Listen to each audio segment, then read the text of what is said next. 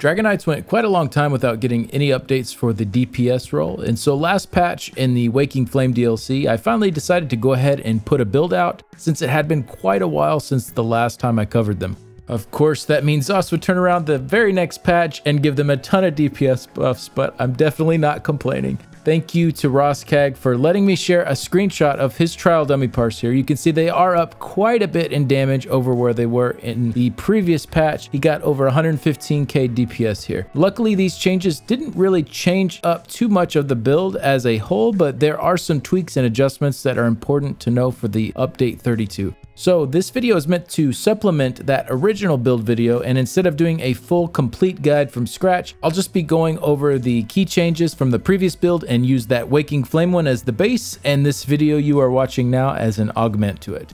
Hi, I'm Skinny Cheeks, and this is my Magicka Dragonknight DPS build update for the Deadlands DLC. So what all will we be covering in this video? First, we'll go through a summary of the big changes from the patch notes for update 32 and talk about how those affect the build. Next, we'll go through the new crit damage cap and how that may affect your race choice and your champion point slottables. And then finally, I'll cover some new great gear options we have available. So really anything not mentioned here in this update video will be the same as in the previous build from the Waking Flame DLC. And if you are enjoying the content and you happen to not be subscribing to the channel, why not click the subscribe button? It is free, you can always change your mind later, and it really helps out the channel a ton. Alright, let's go ahead and get into it. So first, let's go through some of the big changes from the patch notes and look at how those affect our setup. First is the change to the Combustion Passive. Increase the resources gained from this passive to 1000 stamina or magicka, up from 500. And then they added a half a second cooldown to each effect, which are separately tracked from one another to make up for the above increase and the massive buff the charged trait is getting. So we'll talk about that charged trait here in a second. So this is one of my favorite passives in the game. Not only is it powerful, but it's also unique and ties in really well with the theme of the Dragonknight. With the new change, every time you trigger the burning status effect, you'll gain 1000 magicka back instead of 500, and the same with stamina for poison. This is pretty huge, and them adding in a cooldown of half a second isn't really too big of a deal, as it generally wasn't proccing more than that anyways. And nothing has changed with the other part of this passive, which is still 50% more damage for the burning and poison status effects. So as a DK, you really want to proc these as much as you can, because the damage from them is much higher than you'd get on any other class. This leads us back to that charged buff we mentioned. So another change in the patch notes is with the charged trait, which increases our chance to proc status effects. So they over doubled the power of charged. I was already suggesting it in the previous patch for the offhand with dual wield for a Dragonknight, and now it's pretty much a must. It's really great for both damage and sustain. Even other classes seem to be getting really good results with the charged offhand. And this is partially due to Precise losing a bit of its power as well, since crit damage is now capped at 125%, which I will cover a little bit later. So back to DKs though, I think the two most common trait combos will be Nern charged and charged for dual wield on the front bar. I think the damage from these two will probably be very similar, with the Nern being slightly better for AoE DPS, but the double charge setup will be really good for single target DPS and a little better on your sustain as well. For running a staff front bar, I still think Precise will probably be a little better all around, especially for AoE damage, but charged is very strong here too, especially for single target. And the sustained with the charged staff is, well, I don't think you'll ever be running out of magicka with the charged staff. I'll just say that. So depending on what gear you end up using, I'd say if you can run charged on the staff and you're still over 60% crit chance, it's probably going to be really close to Precise in damage. Lower than that, and the crit chance RNG is going to be pretty annoying to deal with probably. But I think Precise will probably still be the more common of the two to run for the staff. Either way though, both great options, and however you set this up, buffs to DKs here with these changes. Alright, the next change is to Inferno. This ability and the Cauterize morph now grant both Major Prophecy and Savagery rather than only Prophecy. In Flames of Oblivion, this morph now launches 3 fireballs, up from 2 since it lost part of its unique morph function. So Major Prophecy and Savagery are the big spell crit and weapon crit buffs you normally get from potions. That part doesn't really have much impact on the way we set up for PvE, since we typically went with the Flames of Oblivion morph that had both anyways, but the healing morph, Cauterize, now having going Savagery on it, it should be really nice for some stamina PvP builds using it. And the Flames of Oblivion morph now gets an extra fireball that launches out, so you'll generally use this skill in the same way, but now we just have extra damage out of it when there are multiple enemies around. So pretty nice buffs to both morphs of this skill. Next change is to Lava Whip. This ability and its morphs now scale off your highest offensive stats rather than exclusively Magicka based stats. May this finally end the fiery and age-old debate over getting a stamina whip, as this is our version of it. So this doesn't really change anything for Mag DK, but is a pretty cool new option on Stam DK. And then for the Flame Lash morph, Power Lash, this now heals immediately rather than over 2 seconds, but its total healing per cast has been reduced by approximately 43%. However, Power Lash no longer has a 3-second cooldown. Ballerinas are back. So pretty much how this used to work is whenever the enemy was immobilized or off balance, you would get this special secondary version of the whip that hit harder, cost less magicka, and healed you, except there was a 3-second cooldown on how often you could use that. So with off balance only being 7 seconds, you could generally only get 2 of these special whips off per period, sometimes 3 if you got really lucky and got the first one off at the very instant that the off balance was starting. Now with this change, there is no cooldown, so as long as the enemy meets these conditions, you can just keep spamming that Power Lash until the off balance ends. It's really nice that the heal is instant now too, so you'll be doing insane healing for yourself and dealing more damage during this portion. I think this will be really nice solo and a really nice PvP morph, and the better option for sustain as well, though I don't think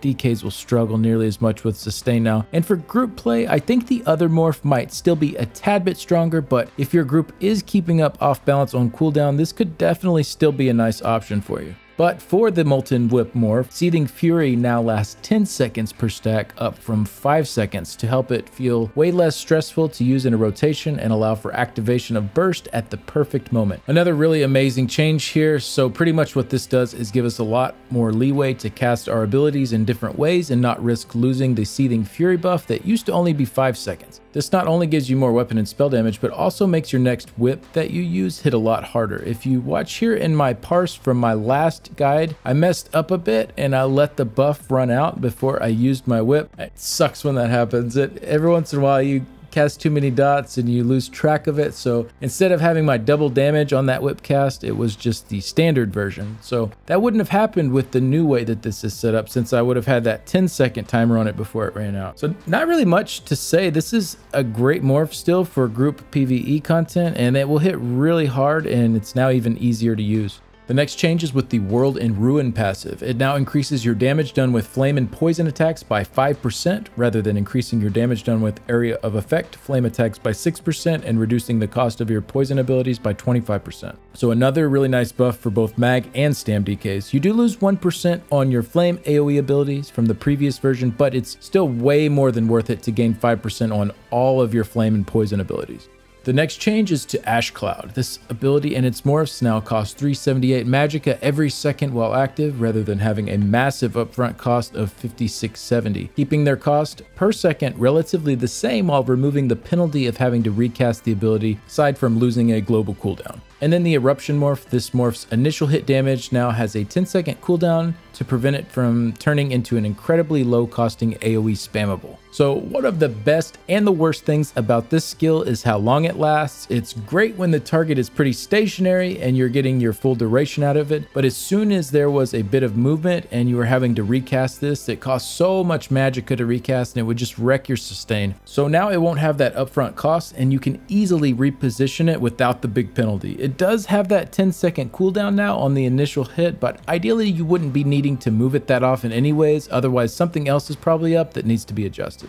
And then finally for the DK changes, Battle Roar. This passive now restores 50 health, magicka, and stamina per ultimate consumed, rather than 46 health, magicka, and stamina per the ult's cost. So this now ignores how much your ultimate costs. That doesn't matter. It is however much ult you have saved up when you use it. That's what will determine the amount of resources that you get back. Some situations where you are casting your ult right as you get it probably won't make much of a difference from the old version, but other situations where you might have to hold your ult a little bit longer definitely should see a bit of a sustain increase from this. Man, I'm really excited for these changes. The developers really showed Dragoknights a lot of love this patch. Really great changes all around, and the DKs should be very competitive for DPS again.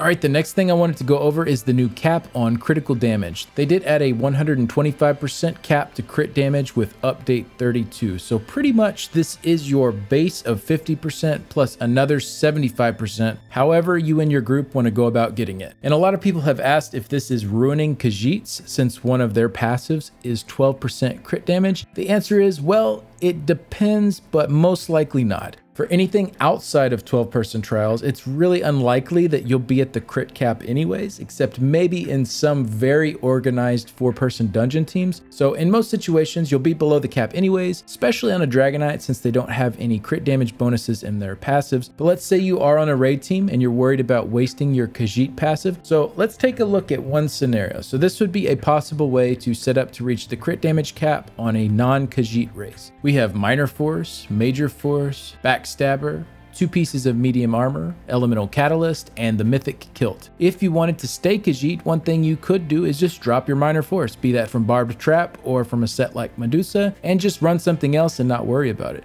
And then let's say in a scenario where you're not using the mythic kilt, a non-Khajiit might do something like add in fighting finesse, but if you were a Khajiit, you could just not run fighting finesse and do something else like thaumaturge and end up around the same spot. The point is there are lots and lots of ways to hit the crit damage cap, and in most scenarios there is leeway for you to make adjustments and not waste that Khajiit passive. Will it be as stat efficient as what a high elf or dark elf might do? Maybe not, but it usually won't be very far off. And keep in mind, Khajiits get bonuses to their health and also all of their recoveries too, which high elves and dark elves don't get. So while Khajiits may be slightly behind in damage, we're talking 1% in most scenarios, they do have those extra nice side benefits. So overall, your racial option doesn't make too big of a difference in how well you can perform. Even from the best race to the worst race, the difference isn't too huge. And especially between the top few, it's very small. So pick the one you like the most and don't worry too much about trying to chase the absolute top option. Or do chase the top option. I don't care. Do what you enjoy. All right, let's get into the gear now. So most of the same options still work great that I showed off in my last video, but I would cross Elemental Succession off of that now as it did get a bit of a nerf with the Deadlands patch. I also wouldn't go for Scathing Mage. I did have it on the list before as there weren't as many great options, but it did perform fairly well. You know, with all the new options we do have now, Scathing Mage probably wouldn't break into the top 10 anymore. And I did do a full video covering all of the top DPS sets, link in the description if you want to check that out. I pretty thoroughly go through all of the best options in that video, but I'll do a quick run through here of the new sets that do look really good for DKs that weren't good when I did my build last patch. So in addition to our previously listed gear options, some great sets for Magicka Dragonknights are now Kinra's Wrath from the Black Drake Villa dungeon, Berserking Warrior from Hellraw Citadel, and Zogvin's Warband from Frostfall. Besides Mania does still seem to be the best set to wear on the body, and I think this build here with Besides Mania and then Kinra's on the jewelry and weapons, One Piece Slimecraw, and the Harpooner's Waiting Kilt will probably be one of the most popular for the Deadlands DLC. But Berserking Warrior or Zogvin there instead of Kinra's will do really well depending on the encounter, and then all of the other options I listed in the Waking Flame build are still solid as well. For encounters where the kilt might not be too good, monster sets are actually pretty solid again now that they can critically strike. If you missed it, I also did a video covering those. Here are some of the best performing ones. I'd say for Mag DK, Narayaneth, Maw of the Inferno, and Domi House would probably be some of my favorites here, but you definitely see Valken Scoria being pretty fun too and a very dot heavy setup, especially if you do need that extra pin. But definitely some fun options here overall. And then for those that are doing Zens as a support DPS setup, the best gear seems to be pretty much unchanged. You'll want to do Nern charged or charged on the dual wield though, like we discussed earlier. And one final thing on the gear, I do think Acuity is pretty solid still for burning trash. I know a lot of people have written it off with the changes, but it still seems to perform very well for that use. I did spend several minutes talking about it in the gear sets video as well, so I won't go into it in depth again here, but yeah, the patch is very early, so we'll see how it all shakes out. I know some people are trying out Sulk Zahn for trash pools as well. Burning Spellweave is definitely still very popular for trash, but like I said, it's still pretty early in the patch. I think people are still testing a lot of stuff, and Acuity does still seem like a very good option overall for bursting down trash mobs. Alright, that's going to do it for this update build. It may seem like a lot of changes from what we saw in the patch notes, but overall the way we set up and play the Mag DK really hasn't changed that much from last patch. There are just a lot of new options for gear and new things to keep in mind when you're setting up your build. Thank you so much for stopping by, and a big thank you to my current Patreon supporters. If you'd like to see how you can help support the channel through Patreon, I'll have a link in the description below. And a special thanks to Nicholas, Simon, Privy League Guild on PlayStation's EU server, Cougars Bay in the Cougar City Guild, Stridig, the Order of War Guild, Iffy, Cantankerous Cat, Shady, and my wonderful wife. I'll see you all in the next one. Bye.